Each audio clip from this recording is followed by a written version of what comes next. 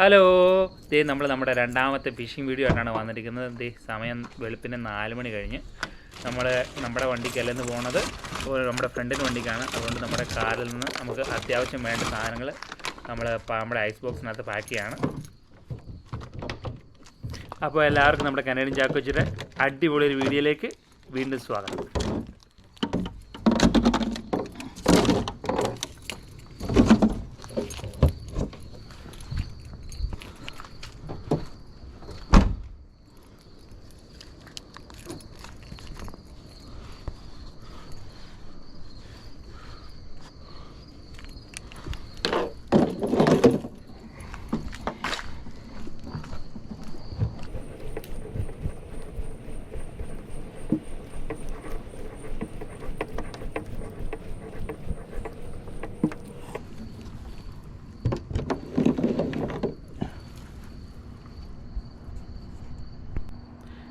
നമ്മുടെ വണ്ടി അവിടെ നിന്ന് വരുന്നുണ്ട്. അപ്പം നമുക്ക് നേരെ നമ്മുടെ മറയിലേക്ക് പോയി ബാക്കി കാര്യങ്ങൾ അവിടെ ചെന്നിട്ട് നോക്കാം.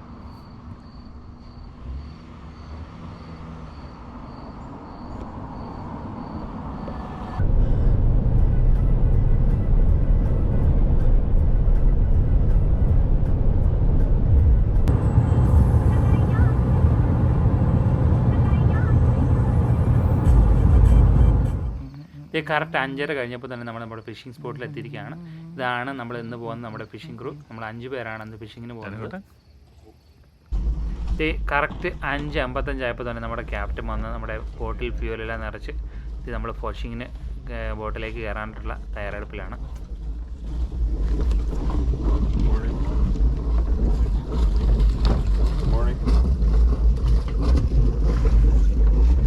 Morning, Mark. Hey, buddy. How are you, man? Good. How are you? Is that all you guys? Yeah.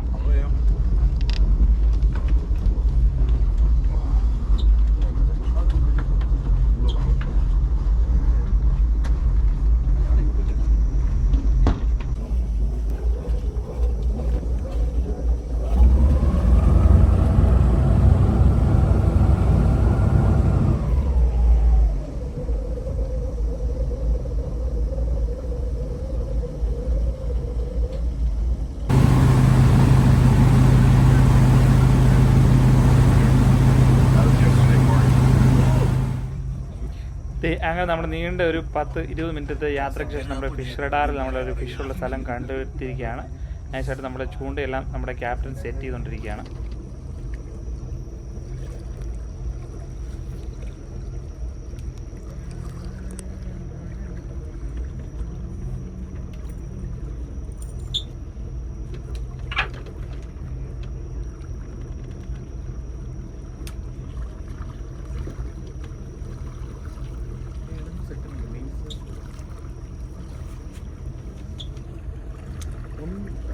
കുറച്ച് മോളിടും അടുക്കും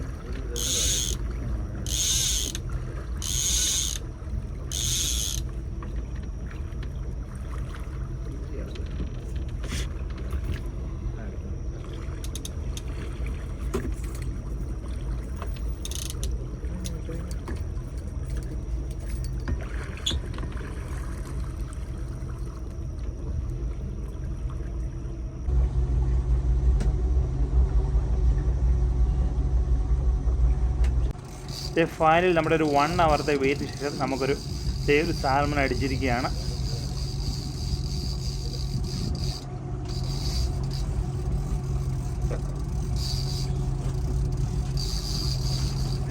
Just another 400 feet to go, buddy.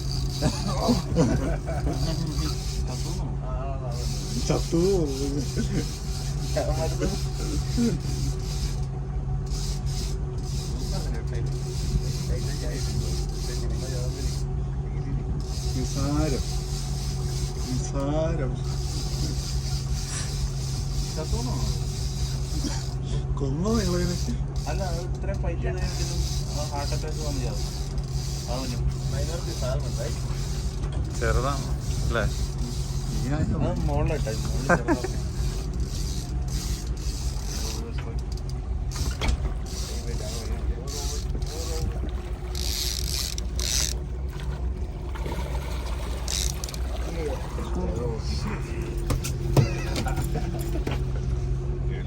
this back.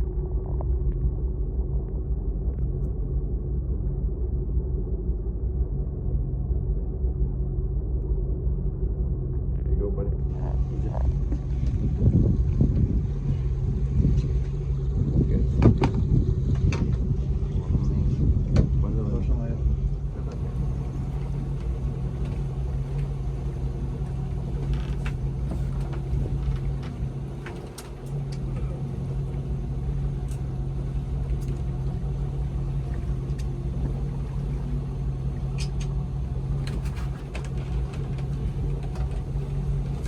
ഇത് നമ്മുടെ ആദ്യത്തെ ഫിഷ് കിട്ടിയതിന് ശേഷം ഏകദേശം 1 മണിക്കൂർ കഴിഞ്ഞു.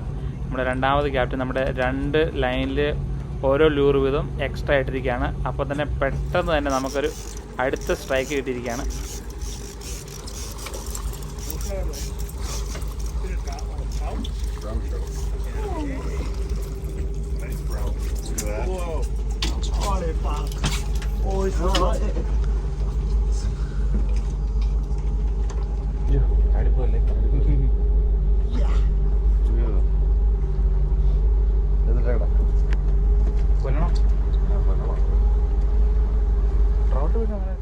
ഇത് നമുക്ക് 6 മണിക്കൂറത്തെ ഫിഷിങ് ആണ് ഇവിടെ തീരാൻ പോയാണ്. നമുക്ക് ഇന്ന് ആകപ്പാട് 2 ഫിഷ് മാത്രമാണ് കിട്ടിയിരിക്കുന്നത്.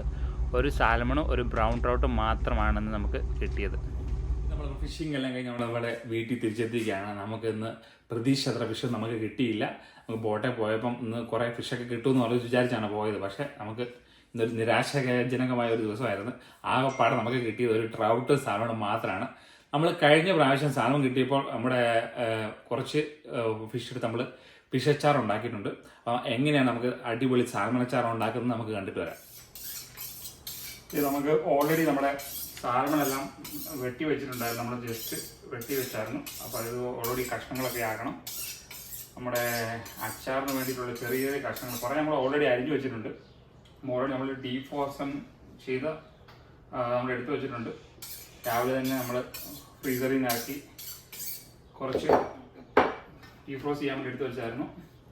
ഇനി ബാക്കിയുള്ളതും കൂടെ കട്ട് ചെയ്തിട്ട് നമുക്ക് ചെറിയ പീസാക്കിയിട്ട് അടുത്ത പരിപാടി കാണാം. ഇത് ഫൈനലി നമ്മുടെ അച്ചാറിടാനായിട്ടുള്ള സാധനങ്ങൾ നമ്മൾ ചെറുതായിട്ട് കട്ട് ചെയ്ത് 2-3 പ്രാവശ്യം കഴുകി എടുത്തിരിക്കുകയാണ്. അതിനുശേഷം നമ്മൾ കുറച്ച് മുളക് പൊടിയും കുറച്ച് മഞ്ഞൾപ്പൊടിയും അതുപോലെ തന്നെ കുറച്ച് ഉപ്പും ചേർത്ത് നമ്മൾ മാരിനേറ്റ് ചെയ്ത് വെക്കുകയാണ്. മാരിനേറ്റ് ചെയ്ത ശേഷം നമ്മൾ കുറച്ച് മൂടി ഫ്രിഡ്ജിനകത്തോട്ടൊന്ന് എല്ലാം മുളകും ഒക്കെ പിടിക്കാനായിട്ട് വെക്കുക.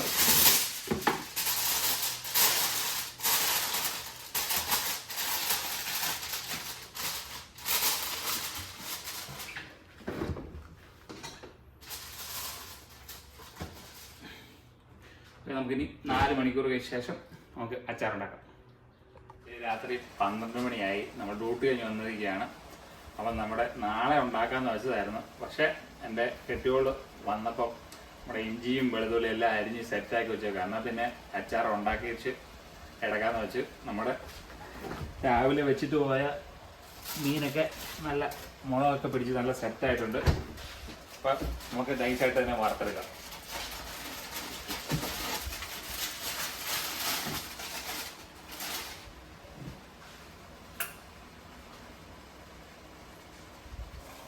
നമ്മുടെ എണ്ണയൊക്കെ ചൂടായി വന്നിട്ടുണ്ട്. നമ്മുടെ മാരിനേറ്റ് ചെയ്ത നമ്മുടെ സാൽമണിൻ്റെ കഷ്ണങ്ങൾ ഓരോന്നായിട്ട് നമുക്ക് വറുക്കാനായിട്ട് ഇട്ട് കൊടുക്കുക.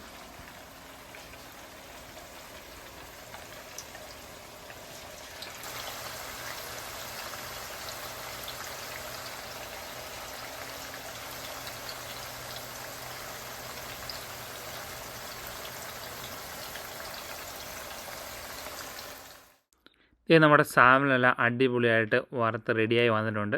നമുക്കൊരു പാത്രത്തിലേക്ക് നമ്മുടെ റെഡിയായ സാൽമൺ മാറ്റി വെക്കുക.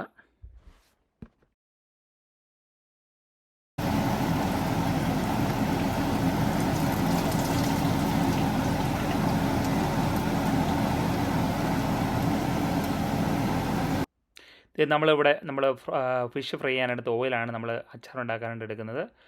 അതിലേക്ക് എണ്ണ തിളച്ചതിന് ശേഷം നമുക്ക് 1 സ്പൂൺ കടുക് ആഡ് ചെയ്യുക. അതുപോലെ തന്നെ അതിനുശേഷം 1 സ്പൂൺ ഉലുവ ആഡ് ചെയ്യുക. അതുകൊണ്ട് ഏകദേശം ഒന്ന് പൊട്ടി വന്നതിന് ശേഷം നമുക്ക് കുറച്ച് ഇഞ്ചി, അതുപോലെ തന്നെ വെളുത്തുള്ളി, പച്ചമുളക്, കറിവേപ്പില എല്ലാം കൂടെ നമുക്ക് ആഡ് ചെയ്ത് പച്ചമണം മാറുന്നോളം വരെ നമുക്കൊന്ന് മൂപ്പിച്ചെടുക്കേണ്ടതാണ്.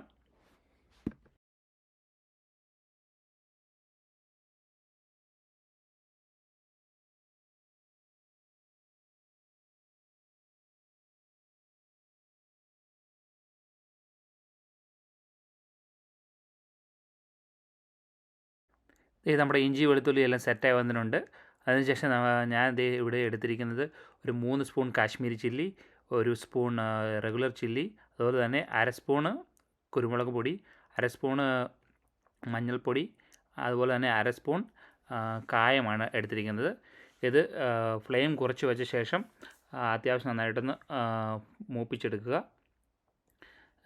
നന്നായിട്ട് ഇളക്കി അത്യാവശ്യം പച്ചമണം മാറുന്നോടും വരെ ഒന്ന് മൂപ്പിച്ചെടുക്കേണ്ടതാണ്.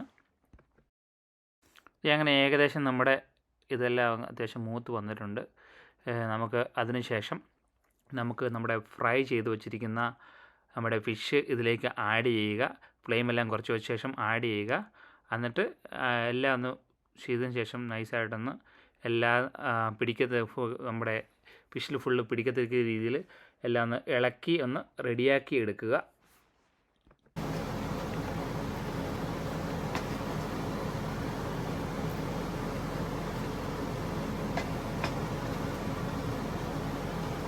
ഇത് നമ്മുടെ എല്ലാം മുളകെല്ലാം പിടിച്ച് സെറ്റായതിന് ശേഷം നമുക്ക് ആവശ്യത്തിന് നമ്മുടെ വിനാഗിരി ഒഴിച്ചു കൊടുക്കുക. അതിനുശേഷം ഒന്നുകൂടെ ഒന്ന് ഇളക്കി ഒരു കുറച്ച് നേരം കൂടെ നമ്മുടെ അടുപ്പിൽ വെച്ചൊന്ന് ചൂടാക്കുക. നമ്മുടെ ഫിഷ് അച്ചാർ അടിപൊളിയായിട്ട് സെറ്റായിട്ട് വന്നിട്ടുണ്ട്. നമുക്ക് ഒരു രാവിലത്തേക്ക് എടുക്കാനായിട്ട് വെക്കാം. ഒന്ന് ചെറുതായിട്ട് പുളിയും ഉപ്പൊക്കെ ഒന്ന് പിടിച്ചതിന് ശേഷം നമുക്ക് യൂസ് ചെയ്യാൻ തുടങ്ങാം.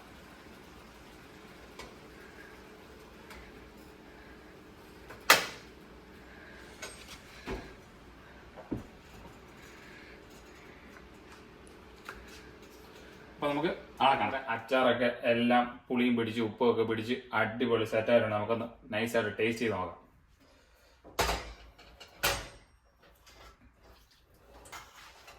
നമ്മളിന്നിട്ട് രാവിലെ നോക്കി വെച്ചിട്ട് ചാറൊക്കെ കുറഞ്ഞായിരുന്നു. അപ്പോൾ അത് നമ്മൾ ലൈറ്റായിട്ട് കുറച്ചുകൂടെ ഒന്ന് ഇച്ചിരി വെള്ളം തിളപ്പിച്ച് ചൂടാക്കി ഒഴിച്ചായിരുന്നു.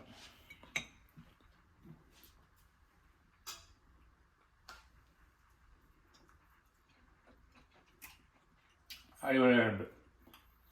അപ്പോൾ നമ്മുടെ വീഡിയോ ഇവിടെ വെച്ച് വൈൻഡപ്പ് ചെയ്യാണ്. അടുത്ത വീഡിയോ ആയിട്ട് കാണുന്നതായിരിക്കും. Bye from Canadian Chakochi.